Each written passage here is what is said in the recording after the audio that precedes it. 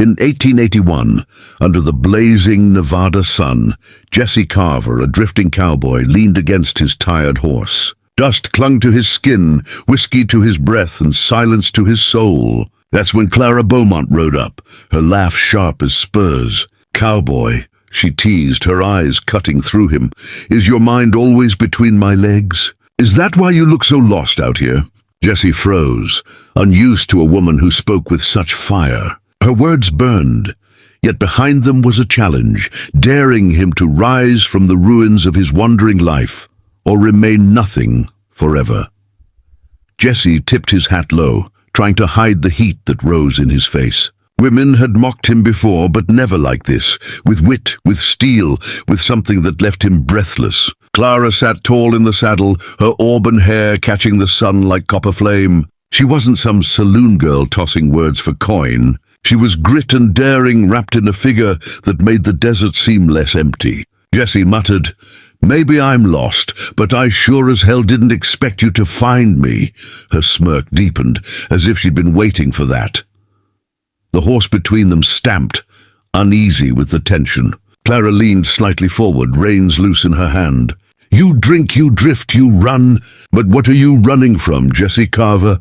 she asked, her voice quieter now, though no less sharp. The question sliced deeper than her earlier taunt. Jesse's lips pressed tight. He wanted to tell her about the ranch he'd lost in a card game, the brother he buried by the Rio Grande, the nights he slept with only regret for company. But shame weighed heavier than words, so he only shrugged. Clara studied him, her eyes softer now, though her smile still carried edge. "I've seen men like you, all hat no cattle. But maybe," she tilted her head, "you're more than the dust on your boots." Jesse straightened, insult flickering across his features. He wasn't used to being measured like a stubborn mule at market. Yet something about her tone, half mocking, half curious, stirred a piece of him he thought was gone. "Maybe I am," he said at last, his voice gravelly, daring her to see more than the ruin he carried. They rode side by side down the empty trail. Silence stretched thin between them. Jesse kept stealing glances, catching how Clara's hands held the reins firm yet gentle, how her back stayed straight despite the long ride. She rode like she owned the desert, and in a way she did. He wondered what her story was, why she spoke like bullets and carried herself like a general. Finally, Clara broke the silence. "I've got a ranch out near Dry Creek. Men circle like vultures, waiting for me to fall. I don't intend to give them the satisfaction." Jesse raised a brow. "Ranch? Thought you were married to adventure, not cattle." Clara shot him a glare, sharp enough to cut leather. "The land was my father's. He's gone, but I'll be damned before I let anyone steal it." Her voice cracked, barely noticeable, but Jesse caught it. She was young, yes, but hardened by loss, much like himself. For the first time in years, Jesse felt a strange pull, like maybe his drifting had led him to this trail for a reason. "A woman fighting alone in this desert," he murmured. "That's a battle worth watching." Her laugh cut through the dry air again, though this time it carried less mockery. "Watching won't save me, cowboy. Men want my land, my cattle, my bloodline gone. They don't take kindly to a woman who won't bend." She looked at him then, full and unflinching. "Tell me, Jesse Carver, are you just another pair of eyes passing through? Or do you have the spine to stand beside me?" The challenge landed heavy between them. Jesse clenched his jaw, torn between his old habit of running and the fire flickering in her gaze. That night, under a sky painted with stars, Clara lit a small fire near her camp while Jesse watered the horses. The crackle of flames mirrored the restless heat inside him. He watched her from across the light, the glow painting her face with gold and shadow. She carried herself like no woman he had ever known, not coy, not begging, not meek. Instead, she was command, defiance, and promise. When she finally met his stare, Jesse felt exposed. "Why me?" he asked quietly. "Why talk to a man like me?" Clara's lips curled. "Because you listen, and you burn." Jesse's chest tightened, the words rooting deeper than any whiskey could drown. For years he had drifted, lost in shame, buried under the mistakes of a man too weak to hold on to what he loved. But Clara's fire carved through the fog, He realized he wasn't just listening, he was awakening. The desert around them seemed less endless, less hollow. Clara leaned closer across the fire. "You've got a choice, Cowboy. Keep running until the desert buries you, or stand with me and fight for something bigger than yourself." Jesse's fingers tightened on his hat brim. The decision weighed heavy. The silence between them stretched until Jesse finally spoke, his voice low but steady. "I've been running long enough. Maybe it's time I planted my boots somewhere worth bleeding for." Clara's eyes flickered, surprised, but then softened. She nodded once, firmly, as though sealing a pact neither could take back. The fire popped, sparks rising into the sky, carrying their unspoken bond with it. In that moment, Jesse Carver, the drifting, broken cowboy, felt the stir of purpose stronger than desire. The desert hadn't taken everything from him after all. Maybe, just maybe, it had led him to her. That night by the campfire, Clara's gaze lingered across the flames, softer now, though no less fierce. Jesse, humbled, admitted, "I've been lost a long time, but maybe not anymore." Clara's smirk faded into something steadier. She told him of her ranch, her fight to hold it against men who thought her weak. Jesse felt the desert's silence shift. Her strength gave him purpose. Under the stars, no whiskey, no saloon, no card game had ever made him feel this alive. By dawn, Jesse Carver wasn't just a lost cowboy. He was a man ready to fight for her and himself. The morning came cold. The fire burned low, and Clara's horse nickered impatiently. Jesse saddled up his own, eyes tracing the horizon where her land waited. She spoke as they rode, her voice steady but carrying the weight of years. "They come at night, Jesse. Men with torches, guns, thinking they can scare me into giving it up. But I'm not my father. I'll fight." Jesse glanced at her, respect carving deep lines across his face. She wasn't just holding on to land, she was holding on to her name, her dignity, her right to exist in a world built to erase her. By noon, the ranch came into view, weathered fences, cattle thin from drought, a house with broken shutters but walls still standing strong. Jesse swung down from his horse, boots crunching against dry earth. Clara dismounted with practiced grace, her eyes scanning the land like a general surveying her battlefield. Jesse ran his hand across a fence post, feeling the scars of fire where raiders had tried to burn her out. "You been fighting alone this whole time?" he asked. Clara nodded, pride glinting. "Every sunrise, every nightfall, alone."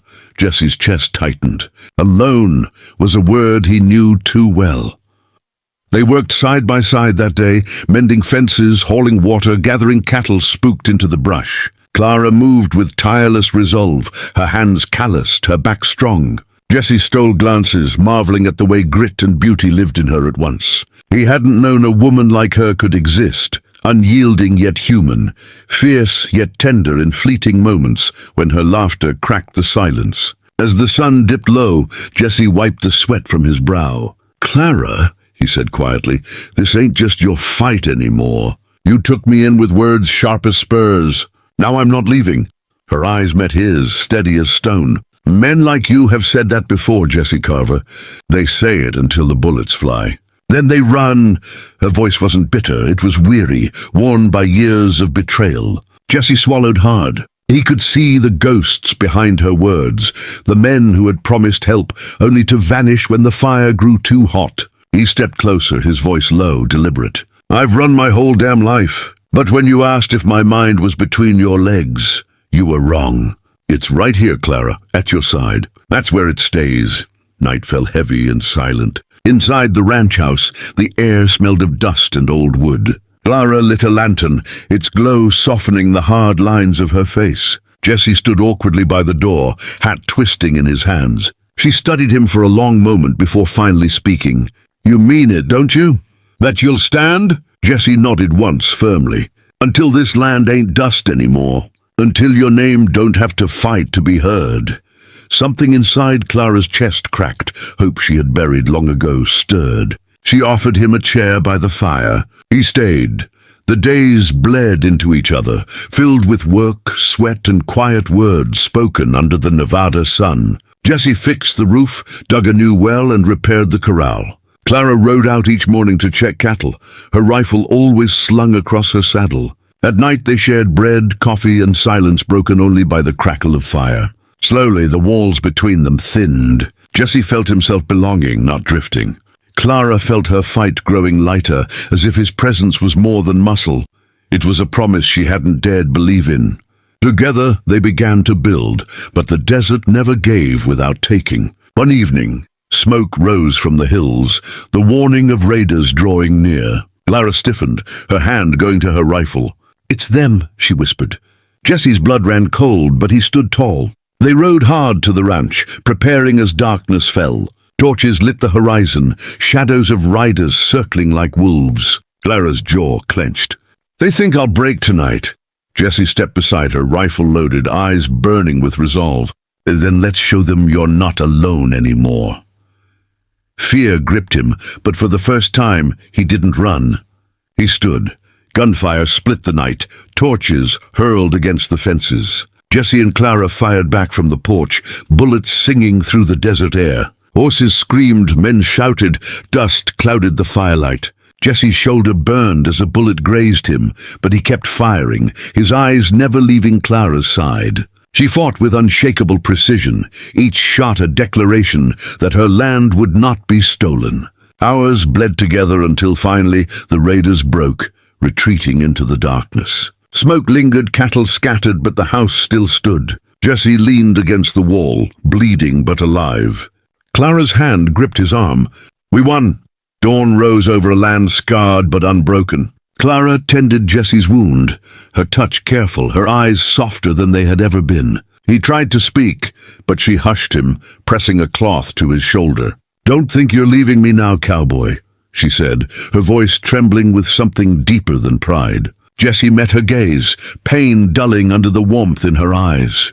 "Clara," he whispered, "I wasn't found in a saloon or in the dust. I was found here, with you."